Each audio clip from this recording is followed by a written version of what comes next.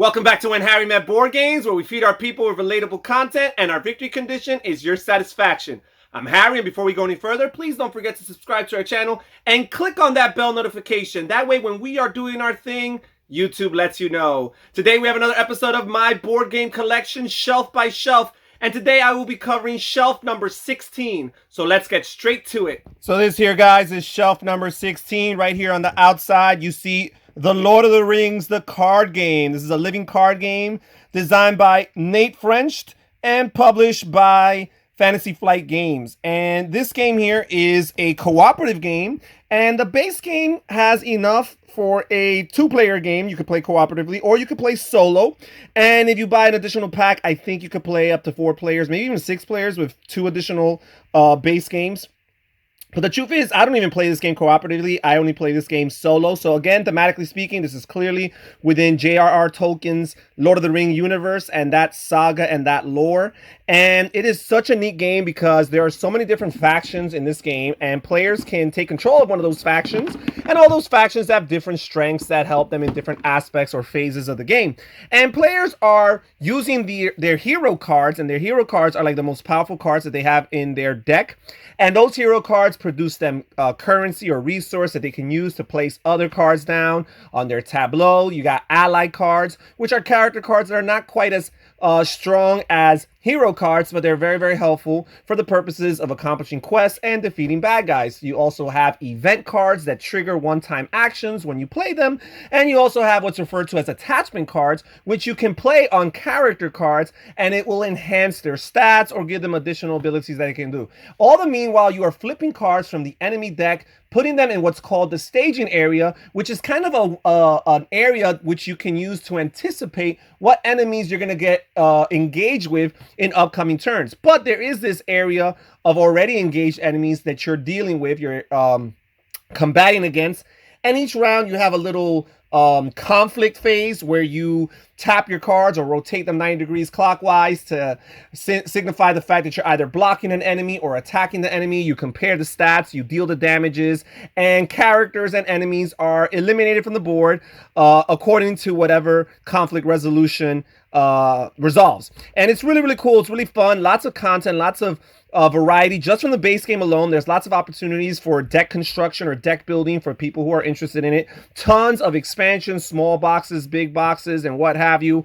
Again, if you get immersed into this gameplay and into these game mechanisms, you have tons of material out there for if you want to grow your collection. Lord of the Rings, the living card game. Now we move on to the next one here. Behind that, we have Android Netrunner, the card game or the living card game. This is another LCG by Fantasy Flight Games. The original Netrunner was designed by none other than Richard Garfield of Magic the Gathering fame, but this one here has been retaken by Fantasy Flight. It has been rebranded with the Android universe that they have created there, and that theme of a dystopian future with these corporations that are corrupt and evil, and these hackers or runners who are trying to break into their systems and basically steal their objectives, right? Each corporation has a certain agenda or a few agendas that they're trying to realize,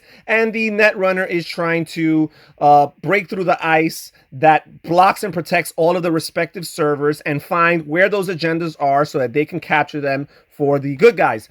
This game is a 2-player only tactical card game where it's very asymmetric. This game is asymmetric to a flaw. The runner side and the corporation side are completely different. Their purposes are different. Their objectives are different. And even the terminology used to describe the different features of their side of the table, for example, their deck, their discard pile, their hand, even the terms that are used to describe those aspects of gameplay are different from one side to the other, which can get a little bit confusing when you're first learning the rules. This is why I've actually only played this game with one other person. We play this every so often, and that's kind of how I get my Netrunner fix, because again, I kind of don't want to go through the laborious task of teaching the rules and explaining them to someone else, but it's really, really fun. I personally like playing with the the corporation side, I feel like it's a little bit of a game of chicken, a lot of bluffing and trying to trick and outmaneuver your opponent. But playing from the Netrunner side can be really interesting as well, as you try to combo different hardware and programs on your side of the table to enhance your Netrunner's ability to hack and break through ice and break into the respective servers of the corporation. Really cool. Lots of different factions from both sides of the game table, from the Netrunner side and from the corporation side. There's a couple different factions that players can mix and vary up. And again, tons of content out there, although this game is not currently in print per se, but lots of the small data packs and smaller expansions are still available on retail for a pretty good price. Android Netrunner. And behind this, do we have any more LCGs? No, I think we're done with the LCGs. But we do have a couple other games from Fantasy Flight or the Windrider line of games. From left to right, we have Ra, designed by Reiner Knizia. This is Windrider, a branch of Fantasy Flight. And Ra is the classic board game, originally designed by Reiner Knizia in 1999. Egyptian theme. It has a neat auction mechanism where players don't have money per se, but instead they have these sun disk tiles, and they have anywhere from like 3 to 4 depending on the player count. And these sun disk tiles all have different numerical values ranging from 1 through 16. And when you bid a tile with a respective number, you're obviously trying to outbid your opponents as a typical auction bidding game. But not only do you win whatever you are auctioning or bidding for, but there is a sun disk tile on the current supply of tiles, of other tiles that you're trying to win over through your auction bidding, and you're also bidding for that tile. So sometimes you might win a bid, exchange a mediocre number for a really high numbered sundial disc. And that's valuable in many respects. First of all, those sun discs at the end of the game are going to count towards your final score. They're going to help you in your final score if you have the highest sum value of sun discs in your possession. But also, they're going to give you the advantage in future rounds. This game plays in a course of 3 rounds, and it'll give you the advantage in future rounds as far as playing first, so it gives you priority, but also it gives you the ability to perhaps win more auctions because you know that you have high valued sun disc in your possession. So it's really, really cool. It's basically a set collection game where you have different types of sets of tiles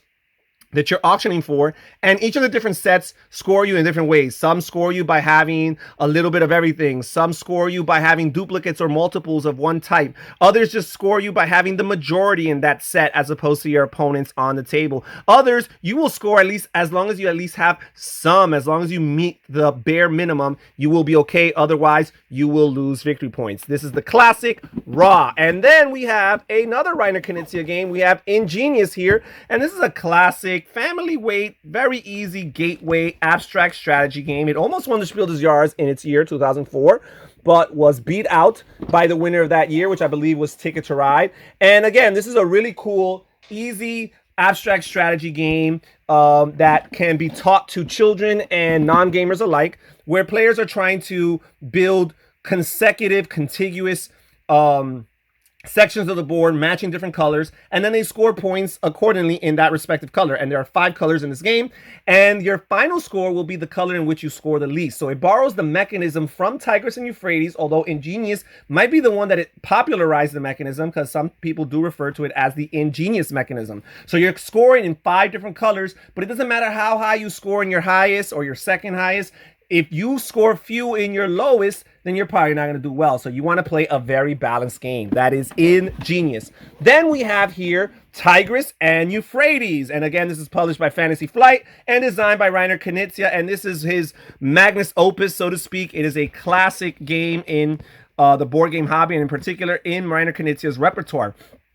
This game here is a 2 to 4 player game where players are vying for control of different areas. They are building kingdoms as they go by placing tiles onto the board. And the tiles are different colors that represent different spheres of influence within civilization, right? Basically, you are setting tiles down, and as you set these tiles down, you are scoring points in these respective colors as long as you have a leader within that kingdom that corresponds to that color. So you're balancing that out. You want to place leaders in the right place places, in the strategic places, so you can score them. And this is the game that I just finished mentioning that Ingenious got its scoring mechanism from, where although there's 4 different colors, black, green, red, and blue, it's only the color in which you scored your lowest at the end of the game that's going to count as your final score. So you're competing with opponents. You're trying to build different monuments that kind of build a little bit of an engine so that you could score more points, because early on, you're scoring very slowly just by placing tiles. You're scoring one at a time. But as you create monuments and manage to remain in control of these monuments, you are going to be scoring more points. But the thing is that players are going to be vying for these very highly coveted real estate spots in the board, and they're going to be trying their best to score points and to take those coveted places away from their opponents. So there is a lot of conflict that takes place. And when conflict takes place, you're basically comparing your strengths within a respective kingdom. That's internal conflict. Or if you merge 2 or more kingdoms, you're going to do what's referred to as external conflict, where you compare your kingdom's strength in one particular color versus an opponent's strength in that same color. And you can add some tiles of that color from your hand and place them down and add them to your total. And the winner will win that conflict. The loser will lose some tiles from their area. And also the winner will score points according to the casualties that were suffered. So again, that's an additional way of getting more points in that color. So you defeat a person in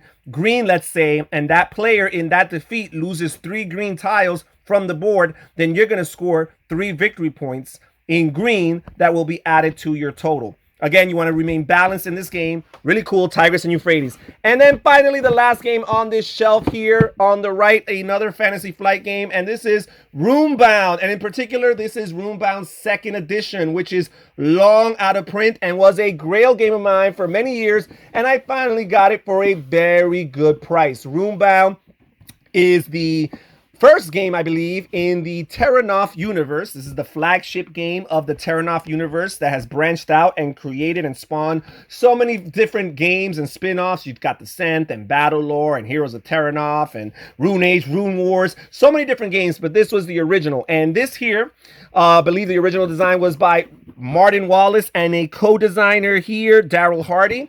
And this game basically consists of a board that represents the lands of Terranoff, a bunch of different cities and locations that players can explore. You can go to a city in order to purchase items and recruit allies who you want to use to help you form a band so you can combat all the different monsters, and ultimately the High Lord Margath, who is the main boss of this game here, the base game, original Roombound 2nd Edition.